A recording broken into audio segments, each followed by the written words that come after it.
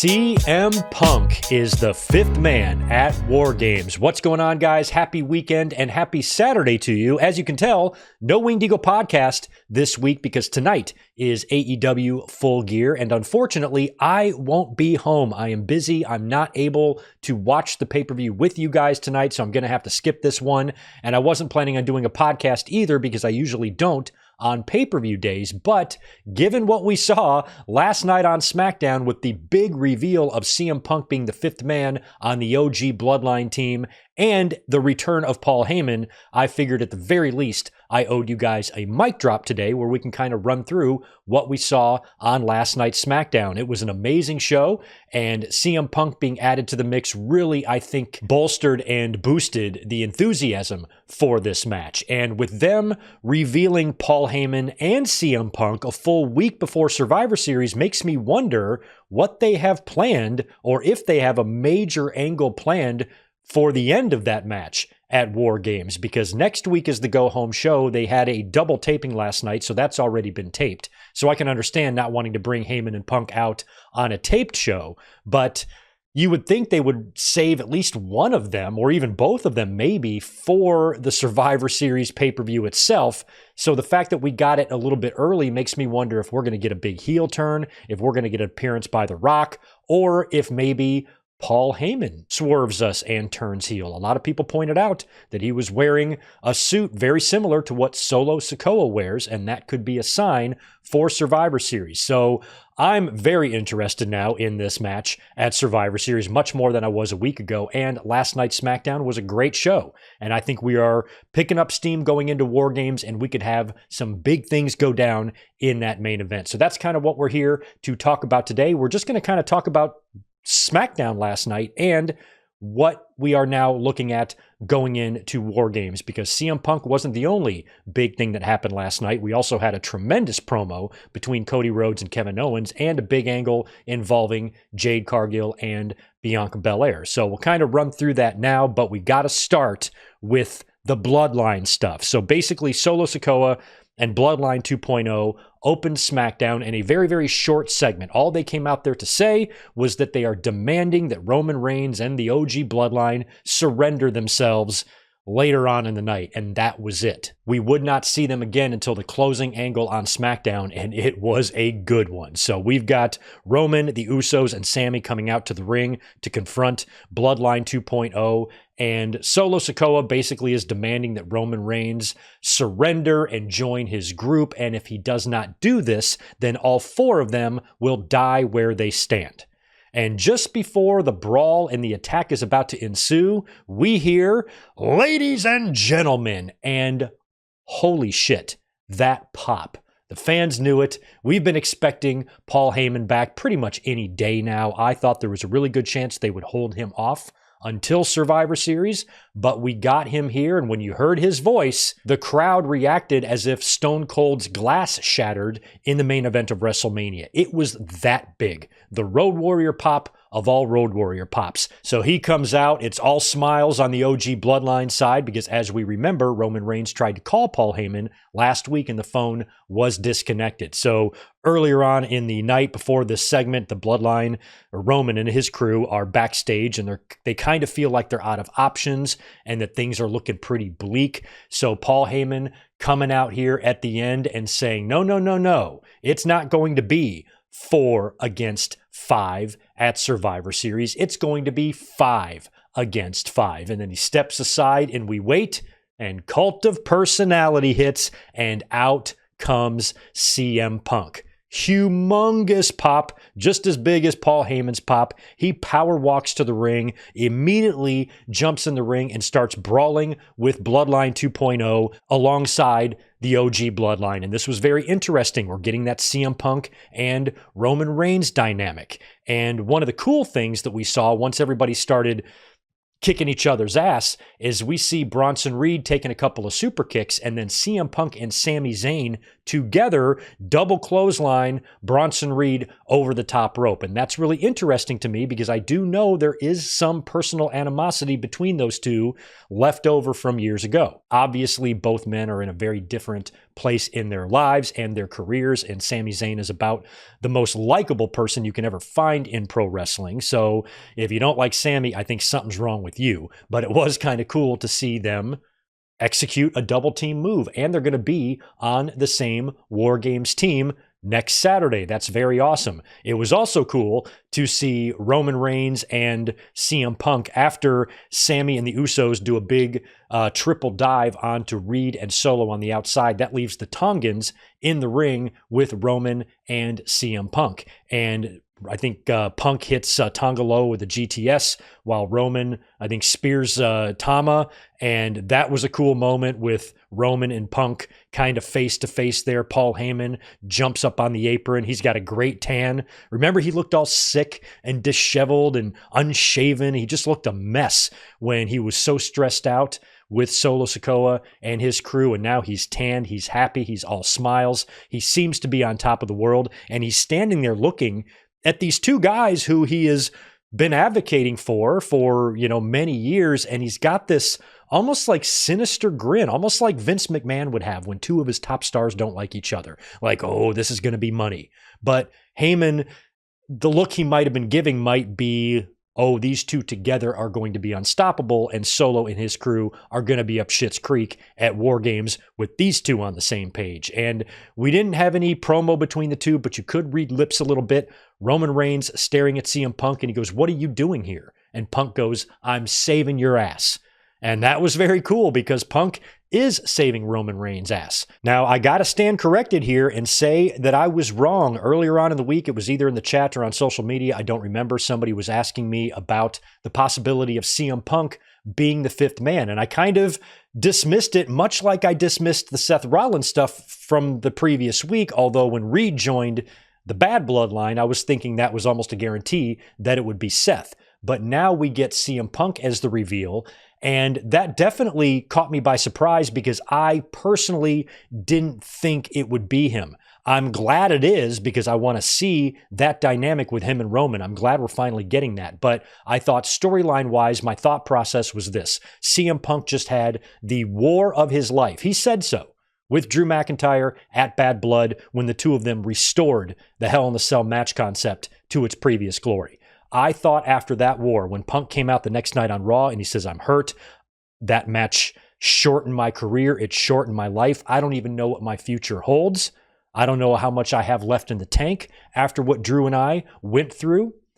So I've got to go rest up. And, he was kind of hinting that we weren't going to see him for a little while. So from Punk's perspective, after a match like that, I would think Punk would want to be title hunting. He's already mentioned Gunther, and I still think he's going to get the match against Gunther. It's either going to be on Saturday night's main event or the first Raw on Netflix or the Royal Rumble. It's going to be one of those three for sure. So Punk mentioning that already, I felt like means he needs to be going after a championship when he comes back. From a kayfabe perspective, why would CM Punk, after going through that war with McIntyre, be willing to sacrifice and put himself in danger in a dangerous match concept like this just to do a favor for Paul Heyman? Punk is older now. These matches take a longer toll. This is going to be a Hell in a Cell match followed by a War Games match. Has anybody done that in history?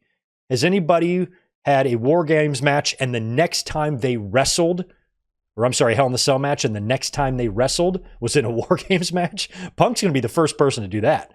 So I don't know how much sense it makes for Punk's character to want to be in this match given how dangerous it is. Another thing I'm a little bit worried about is these War Games matches, they tend to be bloodless and they tend to be garbage cans and kendo sticks. And those matches are tirelessly old, man. My God.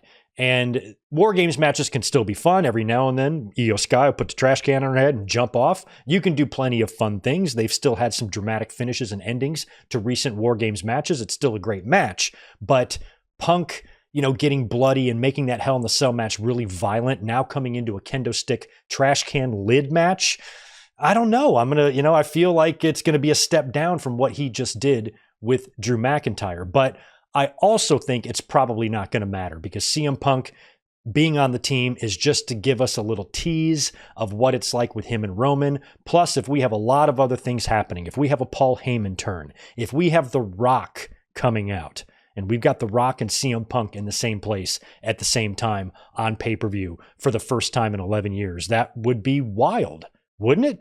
So I'm wide open. Whatever they want to do, get crazy, get nuts at War Games. I'm hoping that they have a major reveal or a major swerve or a storyline turn or something like that to close the show. And I'm starting to think that they probably do have something like that planned.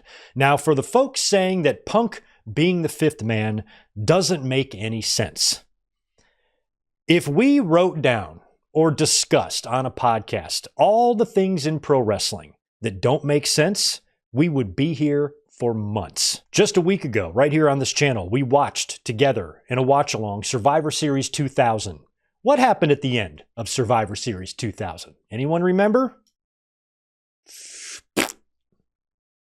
Triple H, flattened like a pancake, smashed to smithereens in more little bits than the people who blew up in that submarine in the ocean a few months back.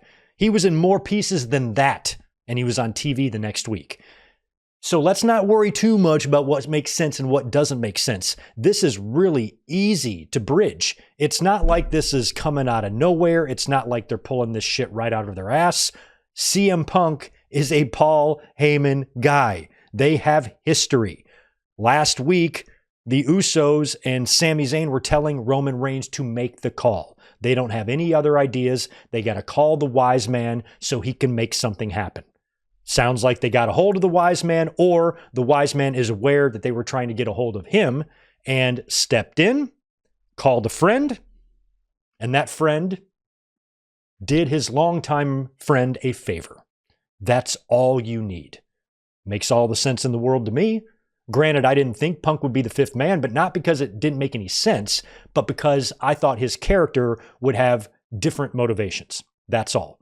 But Punk being the fifth man makes sense because it's Paul Heyman that brought him. That's all you need. How deep do you need to get here? This is not hard to figure out.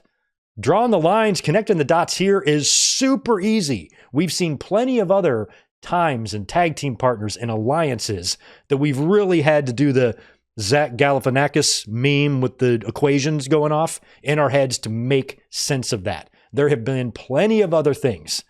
Hundreds upon hundreds, countless amounts of examples throughout pro wrestling, WWE, WCW, ECW, TNA, AEW, whatever, that have made tons of less sense than this. So seeing that on social media was a little bit baffling. Doesn't make sense. Why doesn't it make sense to you? It's the easiest thing for me to figure out. I don't, just if you know anything about Punk and Heyman's history, there you go. And we've already seen Cody team up with Roman and put their differences aside. Same with the Usos, same with Sami. Makes sense that Punk would come around since he hasn't even really been on TV with Roman since the Shield days.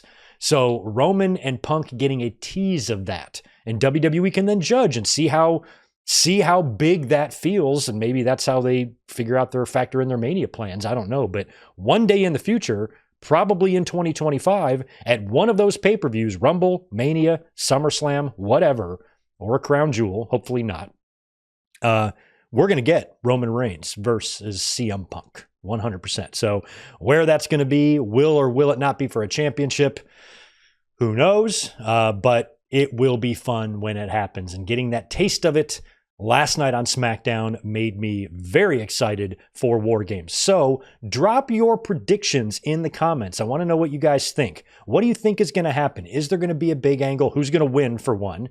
And is there going to be the result of some swerve, of some heel turn, of a return? Could be anything.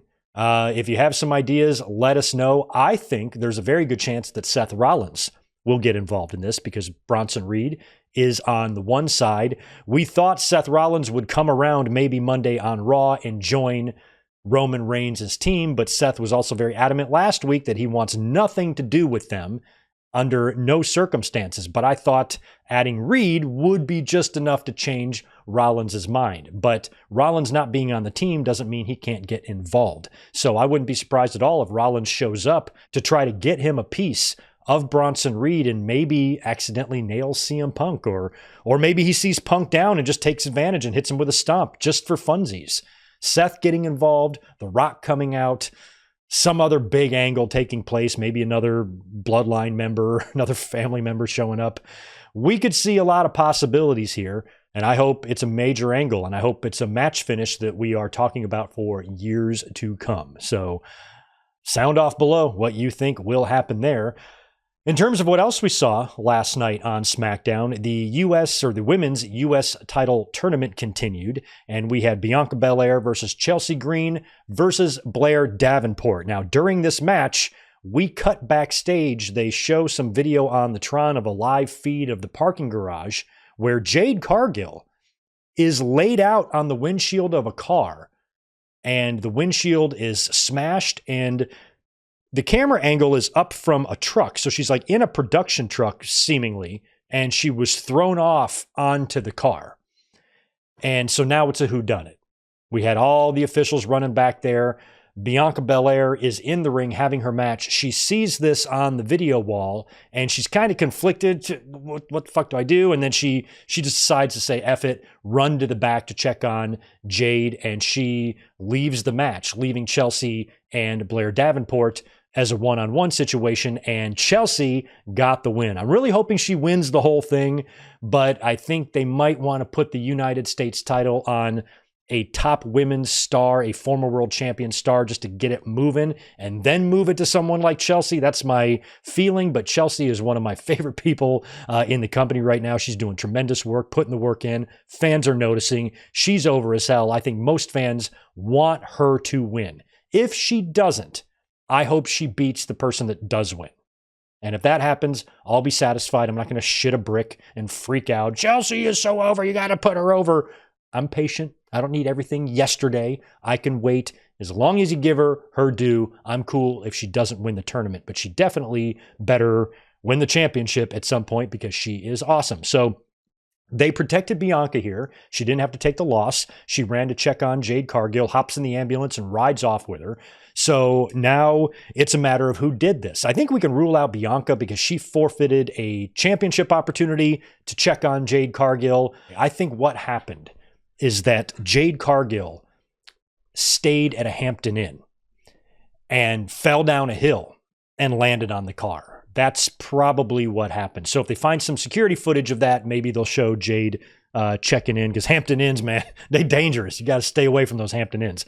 I don't know. I kind of like that we don't know right now. When you're looking at the current crop, you know, it would make sense that it would be somebody in the U.S. title tournament, because that is going to increase their chances if they can not only knock out Jade, but knock out Bianca, you know, as an extra bonus as she runs off and kind of forfeits her own match there. You've got two of the odds-on favorites now out.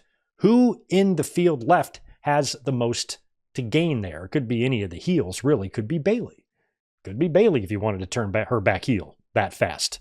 Could be her. I kind of thought Bayley would be the person to win the championship based on the field if it wasn't going to be Jade or Bianca, because I kind of think they might put the U.S. title on an already established person and have their name, somebody who's already a decorated world champion, being the first person on their title history for that United States Championship. And Bayley's got that legacy in the company. She'd be a perfect name to start. And that's why I think it's okay if Chelsea doesn't win. Chelsea would be a perfect first champion. Chelsea wins, I'll be jumping for joy. I'll do the dance of joy if she wins. But I'm not freaking if she doesn't. I think Bayley might be the one to take it. So maybe Bayley was behind it. Maybe it was somebody else in the tournament. Or maybe it is Jade herself. You know, at some point, we're going to get Bianca versus Jade, right? So we've kind of heard recently over the years, you know, I've been advocating and been begging Bianca Belair to go heel and change her character and become a badass killer for years now. Sounds like she doesn't want to do that. Sounds like she is committed and devoted to being a role model for young girls. I totally get that. But as a 47-year-old man, male wrestling fan, I think I just see dollar signs in her. She's tremendous. She's awesome. She's an athlete. She looks like an absolute star and a badass. And I just think if you just slapped a killer instinct on her, she would be unstoppable. But apparently Bianca doesn't have a whole lot of interest in doing that. So like we talked about, if we do get, or when we get that Jade Cargill and Bianca Belair match, which I'm assuming is probably going to be WrestleMania, maybe, I feel like Jade has got to be the heel in that then. She's going to have to be the one to go heel. So maybe she staged it. Maybe she staged it to knock Bianca out of the tournament, or maybe she's got some bigger plan in the works here.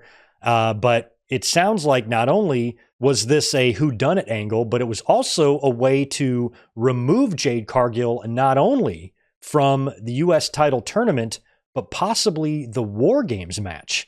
So I don't know if there's something going on. I know she recently signed up with like a brand new agent. I don't know if she's got like a movie she's doing or what, but if they had her planned for War Games and they're taking her out of War Games, do they not feel she's ready for War Games? The way she was laid out there in the ambulance and the whole deal, I feel like they've written her off. Just don't know why and what the end game is going to be. Who is going to be revealed as her attacker? If it's just something simple and there's no greater, scheme at play here, and it's just a simple answer, then it's going to be one of the women in the U.S. title tournament. If it's something larger that has more long-term implications, then I think anything is possible, including, Bianca being behind it, even though I think that's very, very unlikely, or perhaps Jade setting it up herself. We will have to see how that plays out. Again, much like the War Games predictions, let me know what you think is going on with Jade Cargill in the comments below. We also had a Naomi and Bayley versus Candice LeRae and Tiffany Stratton tag team match. This thing ended in a schmoz. We had run-ins from Io Sky, Liv Morgan, Raquel Rodriguez, and Rhea Ripley wearing the Rip Hamilton mask there, coming in wearing everybody out, I think with a kendo stick. And that War Games match is looking pretty fun, but Jade Cargill, like I said, is a part of that, and she might be knocked out now. So we'll see what they do at War Games and, how the women's match goes. But I just think with that whole deal, it's just going to be a fun, wacky match. I hope they get a little bonkers. I hope, Io Sky does something crazy. I hope we have some fun Liv Morgan and Rhea Ripley stuff. I hope Dom gets involved so they can have some fun there, I think, even though I think most of the interest is on the men's match. How good was that Cody Rhodes and Kevin Owens promo? Holy shit. Cody Rhodes came out not in his politician suit, as Kevin Owens called it, but he kind of came out in his, his jacket and his workout pants or whatever, and he's demanding that Owens comes to the ring for a face-off. Owens shows up in the crowd wearing his tuxedo shirt and says that he dressed up for the occasion, and Cody Rhodes did not. And Owens winds up, they end up yelling at each other. Owens comes a little closer over the barricade and is now standing on the announce table, and he goes completely off. Both guys, not just Owens, but Cody Rhodes too, did a tremendous job in this promo. Cody felt passionate. He felt believable for the first time in a while. Owens was just terrific. Promo of his life standing on that table. And Kevin Owens, what's so great about him is that he is right. He is right. That's why I think this storyline is working, because you have Cody Rhodes, who is a beloved champion, who is over, top merch seller. He's the man in the company. But you also have fans that appreciate what Kevin Owens is saying. He is right about the Bloodline, about fighting them for 4 years, and how Cody just fought alongside Roman after everything they tried to do to him, ending his career and whatnot. And Owens just cannot get past that. And when he is speaking about this so passionately, he is right. Those are the best heels. The best heels are the ones who are right in their arguments and have a right to be pissed off. And a lot of times you still hate them anyway, but I like when there's actual logic behind a heel's motivations other than I'm a bad guy who does douchebag things. This is so much better because you can almost understand anybody who's been in a disagreement or a fight or an argument with a loved one, a friend, a spouse, whatever.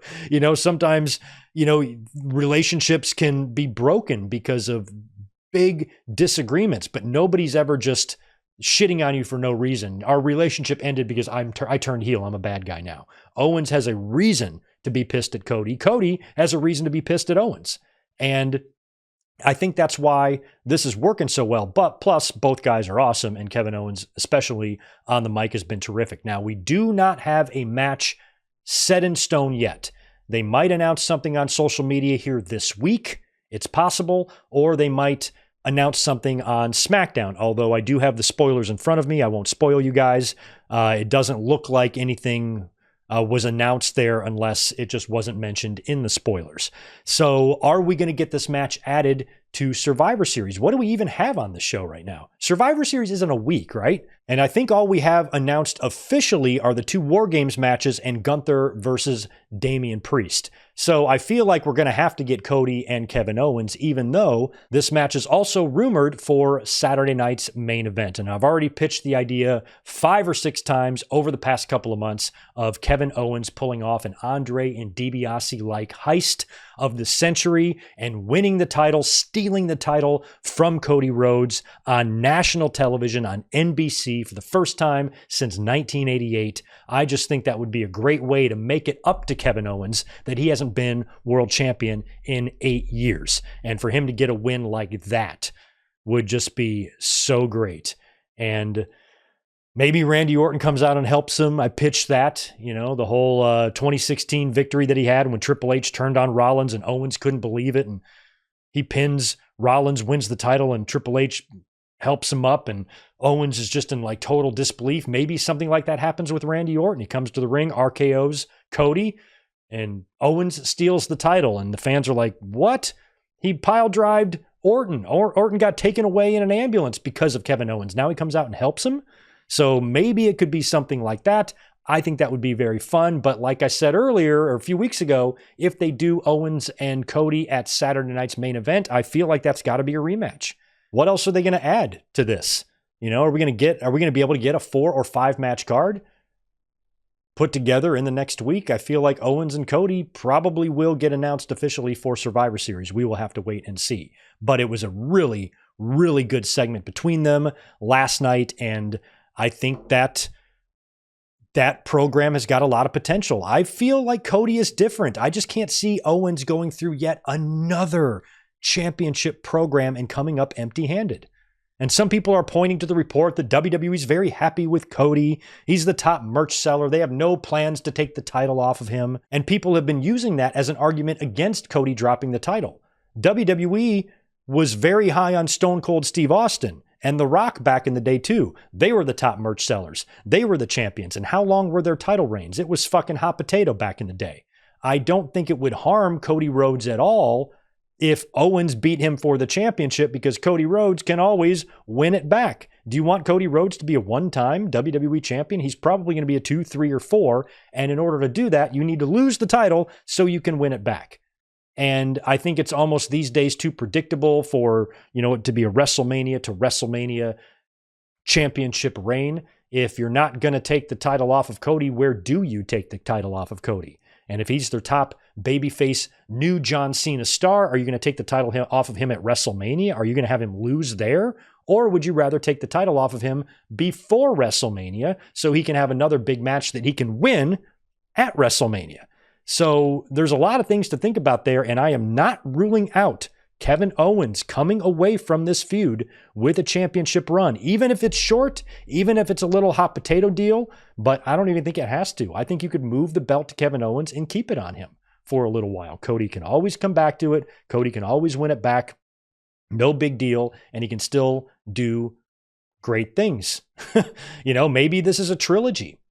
No, I know we had the one match in Berlin, but if you do Survivor Series, then you turn around and do Saturday night's main event. Let's say Kevin Owens pulls off that heist of the century. Then you book the third match at the Royal Rumble.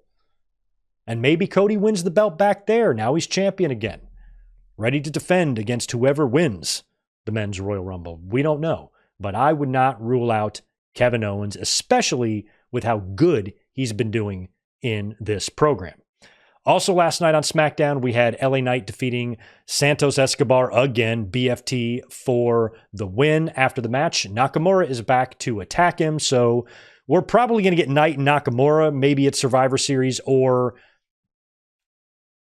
TV. I don't know when, but Survivor Series now seems likely since we still have 2 matches we need added.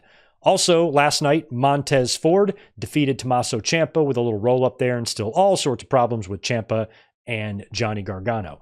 Next week on SmackDown, I'm not going to spoil anything for you, but we do get a men's War Games advantage match. I believe that's going to be the main event. It's going to be Jacob Fatu versus Jey Uso. The winner of that match gets the advantage for their team at War Games. We also have Cody Rhodes in a one-on-one match. That might be where they wind up announcing the match for Survivor Series or something like that. I'm not sure. I also think they could do it earlier on in the week on social media. We also get a segment next week where we will get the replacement named for Jade Cargill in the women's War Games match. So if you want to check out the spoilers, go online, read them, let me know what you think.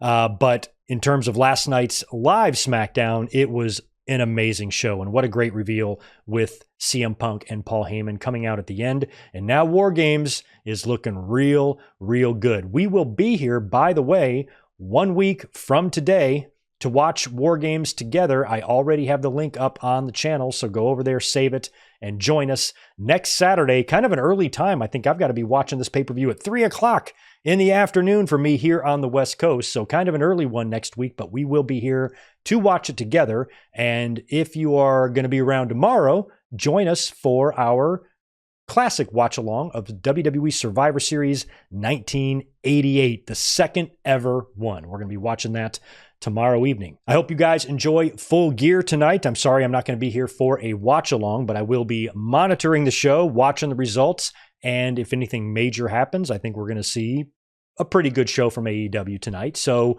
I will try to maybe get another mic drop up here tomorrow ahead of our classic watch-along to discuss whatever we see on the PPV tonight. So if you're watching it, I hope it's great. I hope you have a good time. And thank you for watching this mic drop. And I'll be catching you guys tomorrow for the classic watch-along. Y'all take care.